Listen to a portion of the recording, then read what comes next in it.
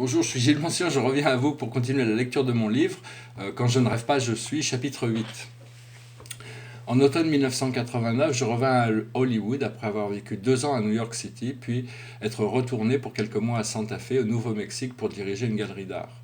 J'ai alors pu emménager dans un très grand loft qui appartenait à mon beau-père, qui vivait au nord de la Californie à explorer sa mine d'or.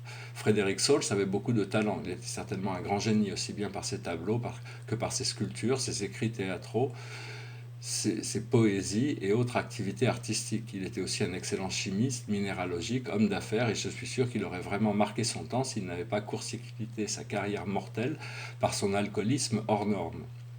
Malgré ce problème, il fut une grande source d'inspiration, un irremplaçable mentor et une aide précieuse dans mon parcours artistique.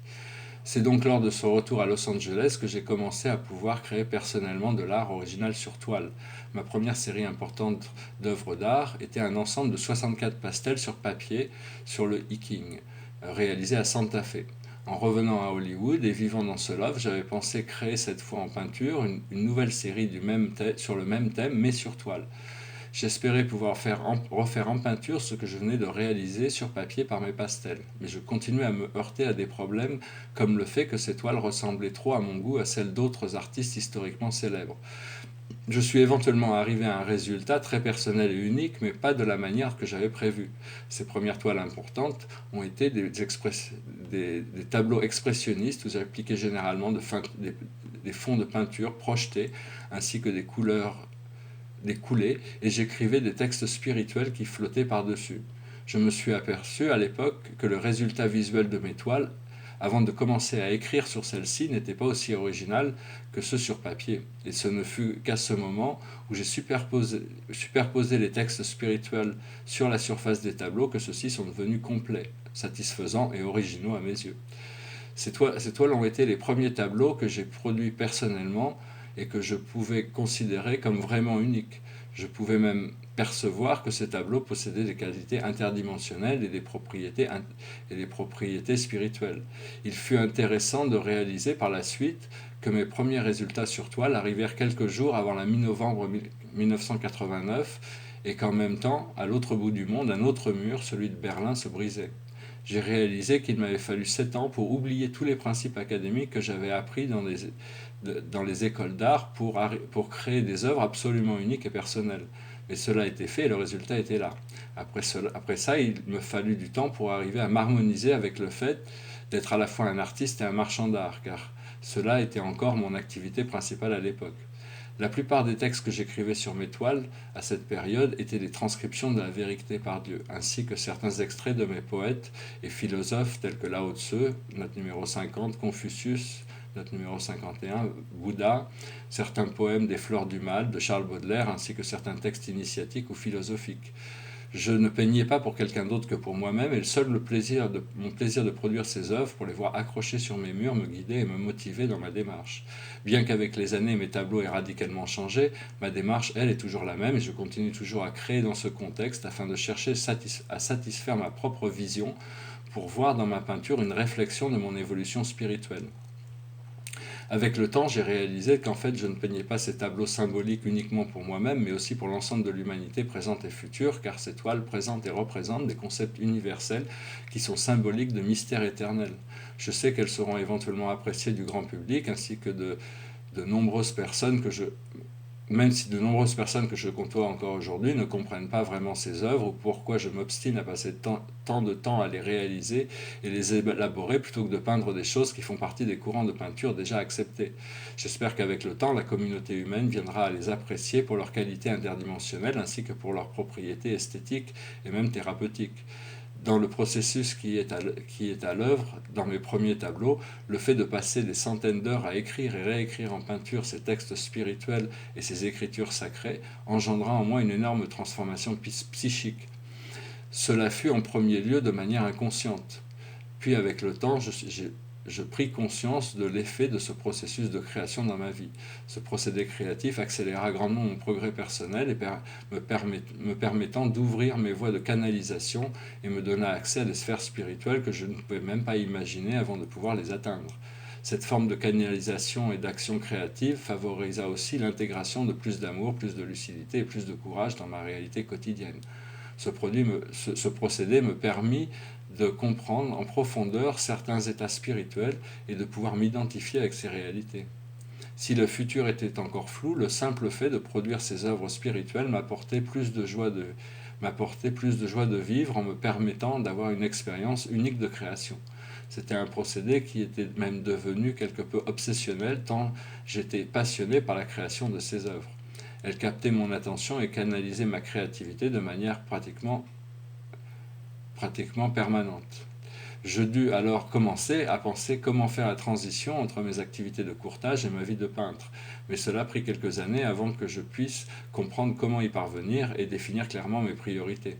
Cette série de toiles sur la philosophie spirituelle et cette période de peinture purement expressionniste et calligraphique durèrent de l'automne 1989 à la fin de l'année 1991. Seuls les travaux sur papier me permettaient alors de créer des images différentes et variées, car sur toile et durant cette phase, il m'était impossible de ne pas les couvrir de textes spirituels, philosophiques ou poétiques. Vers la fin de cette période, j'ai commencé à pouvoir n'utiliser les textes que partiellement et à laisser quelques espaces pour des motifs plus graphiques, permettant de créer des compositions avec même quelques espaces vides. J'ai réalisé que de peindre ces toiles était un moyen efficace pour moi de communiquer avec le monde de l'esprit. Depuis lors, la création, sous une forme ou une autre, est devenue ma voie de salut et une façon de toujours garder ma joie de vivre. J'ai également compris que de peindre ces tableaux était un processus de co-création avec l'univers.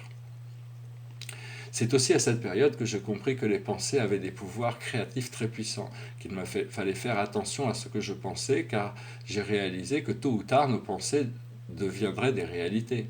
Nos pensées, nos paroles, nos actions sont des phases différentes de notre expression. Arriver à contrôler nos pensées nous permet de pouvoir mieux contrôler nos paroles et nos actions. On peut dire que ces trois phases d'expression de l'expérience humaine sont en réalité des niveaux d'action différents et que chacun de ces phases sert d'amortisseur ou de garde-fou pour que nos pensées nous permettent un temps de réflexion avant de produire des paroles et nos paroles nous permettent un temps de réflexion avant de produire des actes proprement dits. Généralement, si nous sommes sincères et en harmonie avec nous-mêmes, nos pensées sont à l'origine de nos paroles et nos paroles à l'origine de nos actions. Dans ce cas, c'est donc au niveau de la pensée que le contrôle doit s'effectuer, car en faisant ainsi, cela nous permet d'avoir un meilleur contrôle sur nos paroles et sur nos actions pour que celles-ci soient plus réfléchies et plus intelligentes. Sans avoir à dénier le bénéfice de la spontanéité, car celle-ci peut être recommandable dans le cadre d'actions charitables ou opportunités qui se présentent, il peut arriver que nous nous trouvions dans des situations regrettables si nous parlons à tort ou à travers, et encore plus quand il s'agit d'actions erronées. J'en suis donc venu à la conclusion qu'il nous faut réapprendre à penser, qu'il nous faut savoir que nos pensées sont créatives et qu'elles produisent notre réalité future.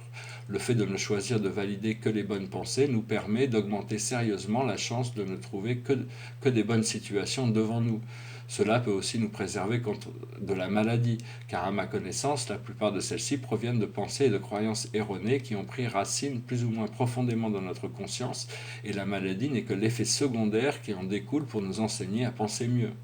Néanmoins, il est difficile de généraliser sur ce sujet, car les problèmes de santé que nous pouvons rencontrer ont toutes sortes de causes. Les maladies peuvent provenir de notre patrimoine génétique ou celui de nos ancêtres, de notre mode de vie, de notre mode alimentaire.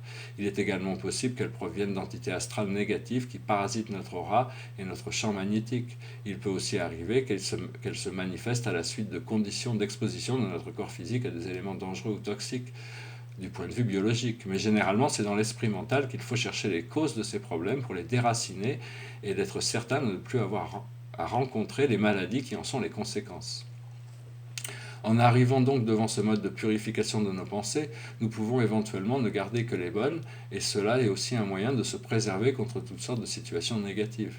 Le fait de choisir de ne garder que des bonnes pensées dans notre esprit est le moyen de savoir que nos paroles et nos actions seront également en accord avec la voie de la raison, ainsi que de nous préserver en grande partie des effets souvent désagréables des créations mentales subconscientes qui finissent par se manifester dans notre vie de manière négative et inattendue. En d'autres termes, il ne faut pas donner de pouvoir émotionnel aux pensées négatives. Si celles-ci se présentent dans notre esprit, il faut les laisser passer avec grâce et indifférence. Seules les bonnes pensées doivent être chargées en émotions pour leur permettre de se manifester dans le monde physique.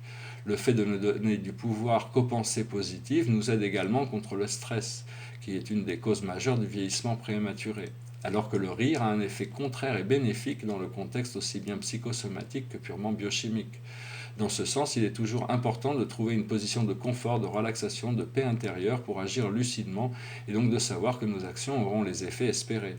Si nous ne sommes pas dans cette position, si nous sommes dans un état de stress, il est alors certainement préférable de ne rien faire, de nous relaxer en respirant lentement et profondément jusqu'à ce que nous puissions retrouver notre calme. Donc de revenir à l'action qu'une fois que l'on a retrouvé notre lucidité, car il est difficile de penser que l'on puisse être véritablement utile dans quelque situation que ce soit, tant que nous sommes agités ou stressés. Voilà, fin du chapitre 8. Merci.